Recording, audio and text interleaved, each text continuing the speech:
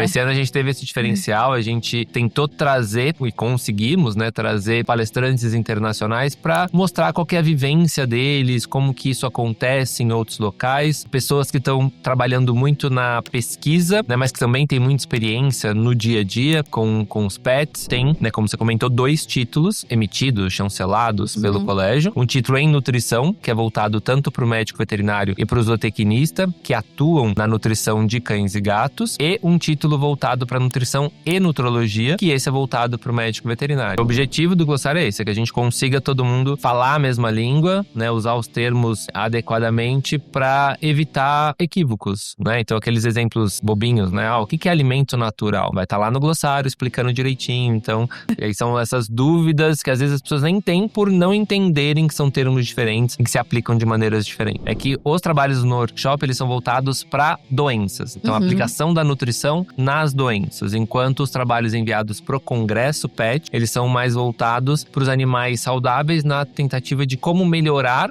a nutrição para mantê-los saudáveis. Enquanto no workshop, o foco é como manejar melhor esses animais nutricionalmente para que essas situações de doença sejam melhor abordadas, pensando tanto em tratamento, mas também em prevenção ou evolução mais lenta dessas doenças.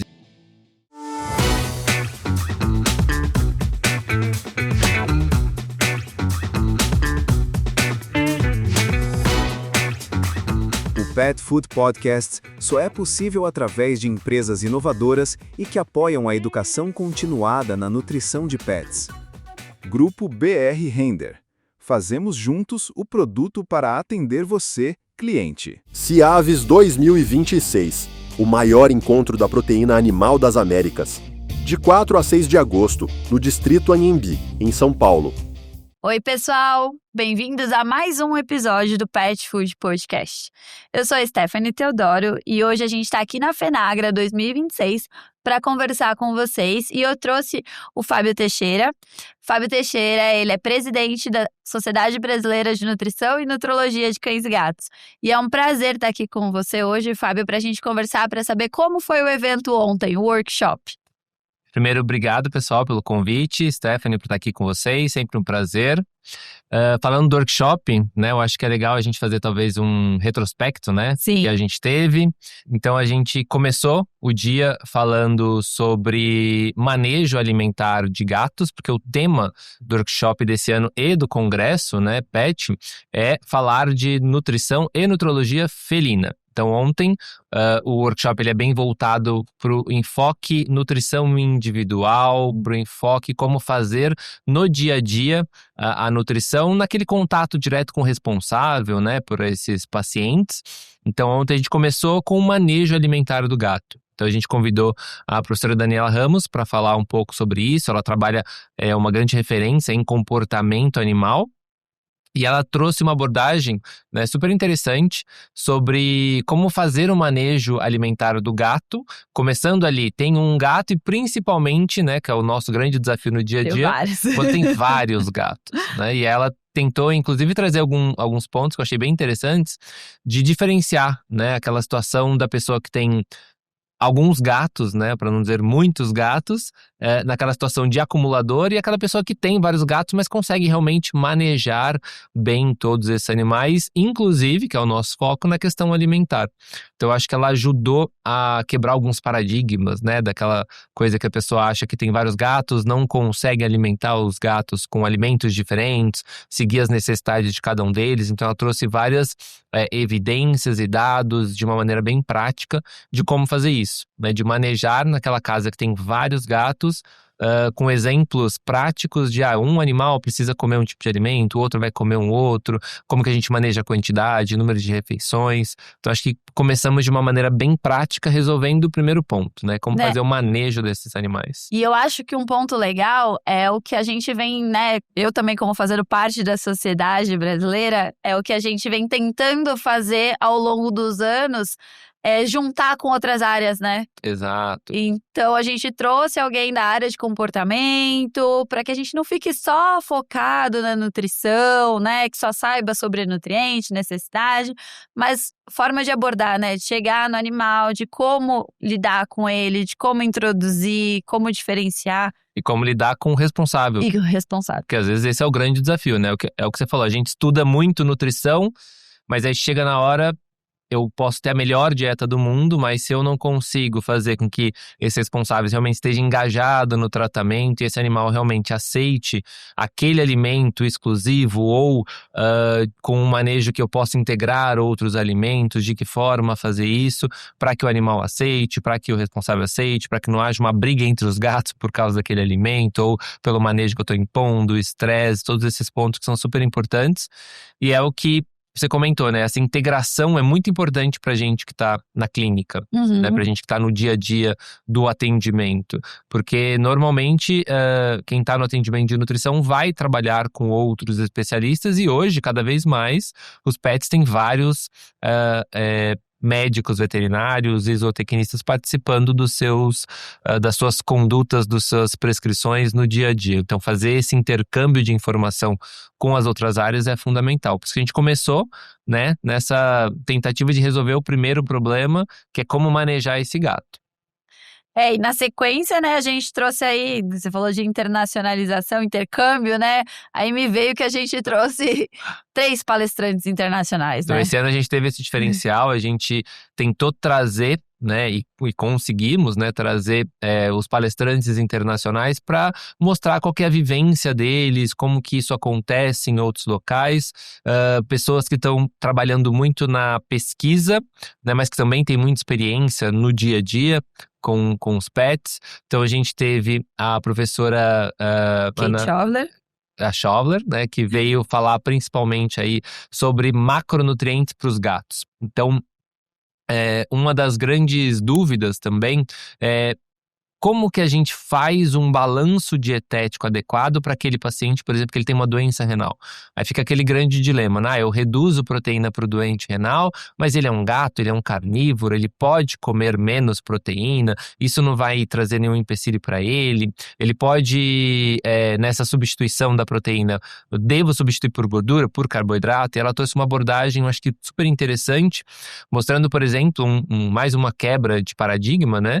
Que se a gente, por exemplo, faz uma substituição de carboidrato por proteína, que muita gente acha que é a melhor substituição, a gente está talvez até intensificando o ganho, o aporte calórico para esses animais, aumentando talvez até o risco deles desenvolverem mais facilmente obesidade, né? Isso para muita gente pode soar muito estranho e é por isso exatamente que a gente tenta, né, fazer o evento para trazer informação, trazer ciência, a nutrição baseada em ciência, que é o que a gente prega muito na sociedade e no colégio brasileiro. Sim. E eu aproveito, né, para a gente comentar sobre isso. A professora Kate Shovler, ela é zootecnista, Sim. né? E a gente trouxe justamente ela para falar sobre um assunto da nutrição clínica, num evento de nutrição clínica, para mostrar o quanto as duas áreas elas são interligadas, né? A gente consegue trabalhar junto. E aí eu aproveito mais um gancho da sociedade, que é para falar do título, que a gente está mais um ano fazendo, né? Esse ano a gente vai ter ali em novembro, dia 10 e 12 de novembro, a gente vai ter o título, né, de nutrição e de nutrologia para veterinários, para zootecnistas e eu acho que é essa a nossa função, né?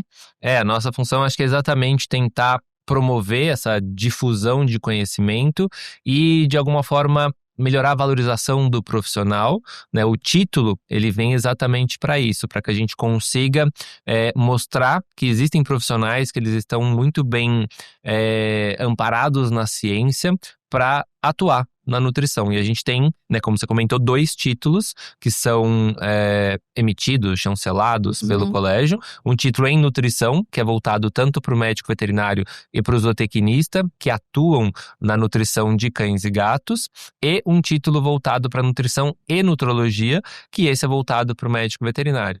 E a gente falando desses termos, né, nutrição, nutrologia, na sequência do nosso evento. Então a gente teve ali a palestra da professora Daniela Ramos falando de comportamento, a professora Schoffler falando ali sobre essa questão dos macronutrientes para os gatos. Tivemos apresentações de trabalhos, que eu acho que a gente pode comentar depois, mas um dos pontos, eu acho, super relevantes aqui do nosso evento esse ano foi o lançamento do nosso primeiro material técnico, né, o primeiro filho aí Nosso que saiu, orgulho.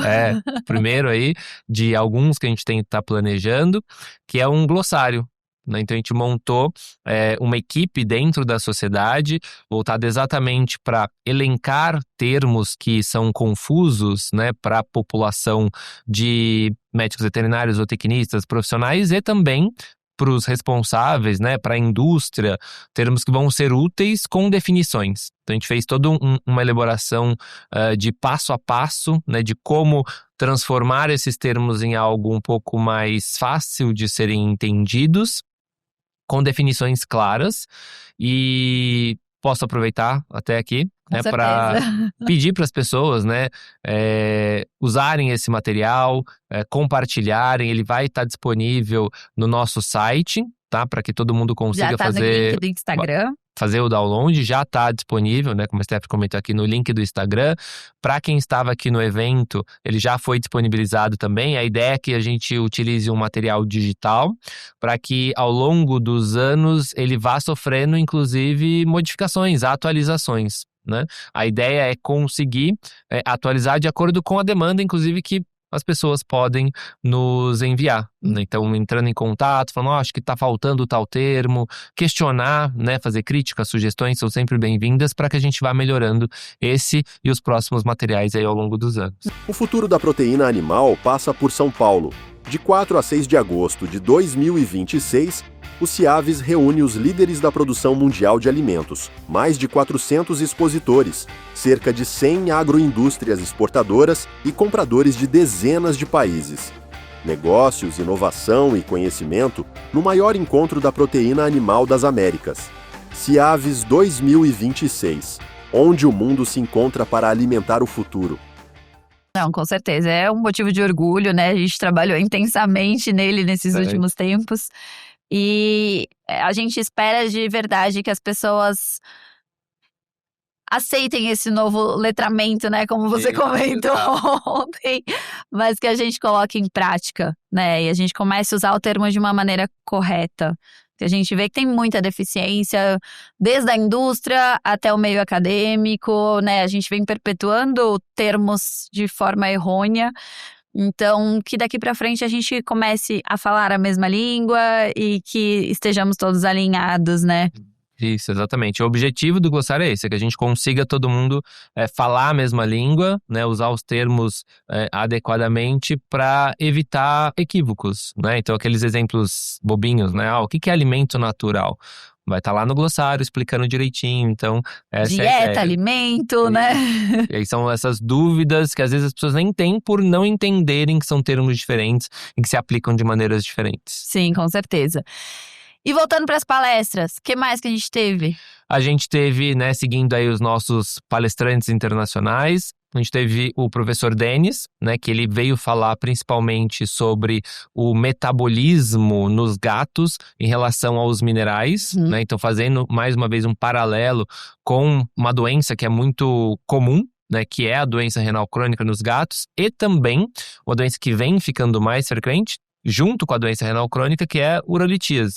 Então, entender esse metabolismo mineral nos gatos, né, o cálcio, a hipercalcemia, a calciúria, o fósforo, o paratormônio, o FGF23, todo esse complexo de informações, eles são muito úteis para que a gente consiga realmente entender de que forma que a dieta vai ajudar esses pacientes na doença renal crônica, né, para manejá-los e evitar que as urolitíases aconteçam e que vêm sendo cada vez mais frequentes, não só nos animais sem, mas principalmente nos animais com doença renal crônica. Então ele fez toda uma abordagem nesse aspecto dietético, voltando aí para essa parte metabólica.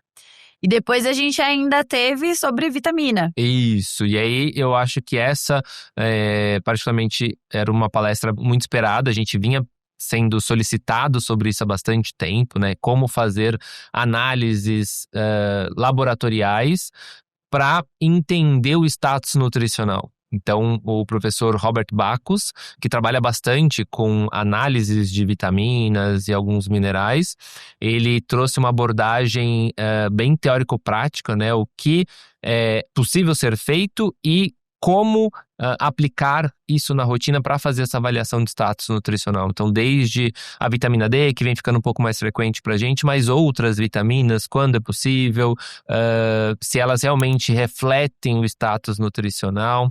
E eu acho que foi uma abordagem, como eu falei, teórico-prática, que deixa como mensagem que o exame laboratorial é uma análise complementar. E a gente tem que focar na avaliação nutricional do paciente desde o comecinho, anamnese, avaliar o alimento e no final, se necessário, para algumas situações, fazer essa avaliação laboratorial. E ele deixa, inclusive, né, para a gente que está no dia a dia, mas também está voltado para pesquisa, né? Muitas pessoas que estão participando do evento, elas estão muito voltadas para a pesquisa. O que pode ser de ganchos aí para novas pesquisas que precisam ser feitas para que a gente entenda um pouco mais sobre isso. Então, eu acho que esse aspecto prático ajudou bem a trazer para a gente essa questão da avaliação nutricional. Não, com certeza. Eu acho que, de uma forma geral, a gente trouxe temas muito atualizados, né? Temas que são corriqueiros, que vem cada vez mais havendo essa necessidade de exploração do conteúdo, da gente ter umas novas abordagens. E eu vi isso muito também sendo traduzido nos trabalhos, né? A gente teve em torno de 22 trabalhos, né, que foram enviados, submetidos, passaram por uma, né, incrível alto ali de avaliação, e a gente teve 5 trabalhos que foram para apresentação oral. E dentre eles, assim, a gente vê pesquisas, relatos de caso, né? O Brasil está crescendo, né? E cada Sim. vez a gente tem visto que cada vez mais tem desenvolvido, tem levado pesquisas. Quando a gente vai para fora, em congressos, né? 30% ali pelo menos é brasileiro, né? E a gente tá vendo isso aqui, tá cada vez crescendo mais. Então, o workshop, ele vem desenvolvendo. Isso, eu acho que vem estimulando também que essas pesquisas sejam desenvolvidas. Se a gente fizer uma avaliação, né, dos últimos anos, o workshop começou sem apresentação de trabalho, Sim. depois ele evoluiu. Primeiro ano, acho que nem recebeu 10 trabalhos. Depois isso foi aumentando, e o que é legal de explicar, né, e até estimular as pessoas a mandarem os trabalhos para os eventos, é que os trabalhos no workshop, eles são voltados para doenças. Então, a aplicação da nutrição nas doenças, enquanto os trabalhos enviados para o Congresso PET, eles são mais voltados para os animais saudáveis na tentativa de como melhorar a nutrição para mantê-los saudáveis. Enquanto no workshop, o foco é como manejar melhor esses animais nutricionalmente para que essas situações de doença sejam melhor abordadas, pensando tanto em tratamento, mas também em prevenção ou evolução mais lenta dessas doenças. E os trabalhos foram super interessantes, bem diversos, alguns focados em metodologia, né, de como usar métodos de avaliação desses pacientes, outros trabalhos mais práticos, né, avaliando bem o efeito da mudança dietética na situação que aqueles pacientes eles estavam. Então, foi super bacana ter essas apresentações, né? Tanto dos trabalhos que foram para apresentação oral, os trabalhos que foram em vídeo pôster e os trabalhos em pôster, né? Então, a gente conseguiu até ter 3 categorias de apresentação pelo número grande de trabalhos que a gente recebeu. E a gente fecha o evento com, além da premiação, né? Antes teve uma palestra de fechamento, foi a palestra de doenças, né? Então, a gente começou ali com casas multigatos, como lidar com isso, e fecha com as situações de gatos com multidoenças, como lidar nessa situação. E a professora Vivian Pedrinelli conseguiu fazer essa abordagem muito bem prática, né? Sobre como lidar com esses animais, desde que raciocínio eu vou ter para escolher essa dieta e que raciocínio eu vou ter para formular esse alimento, e principalmente aí para o gato, que a gente tem dificuldade com o uso do alimento caseiro. Ela trouxe algumas dicas, alguns exemplos práticos ali da vivência de como fazer isso. Então acho que a gente começa com uma visão prática, passa por um teórico prático, fecha mais uma vez com uma visão prática do dia a dia no workshop, focando aí nessa nutrição individualizada. Não, ela trouxe casos muito legais, assim, eu adorei o gato comendo a dieta caseira batida. Que foi passando por etapas de Passando por tentativas, várias né, de como etapas fazer aí. aquilo. E realmente, né, porque a gente vê, na prática é muito difícil um gato comer uma dieta caseira, e ali ela chegou numa alternativa, né, que abre a mente de quem tá ali, do público, né. Exato. E a gente vem complementando, né, hoje a gente trouxe, né, a continuação, né, do estudo em gatos. Então teve casos também, apresentações com urolitíase, com doença renal, né, e eu acho que esse é o nosso objetivo, né, esse ano o tema foi realmente focado em felinos, mas a sala tá cheia. A sala tá bem cheia. A sala tá cheia, é motivo de muito orgulho pra gente. E a feira também tá enorme. A feira, as pessoas, sim, tem gente saindo por todo lado, você encontra as pessoas. Então acho que é um local excelente pra gente não só rever os amigos, pra fazer networking, pra aprender muita coisa, né, pra se comunicar com pessoas de fora, pessoas do Brasil.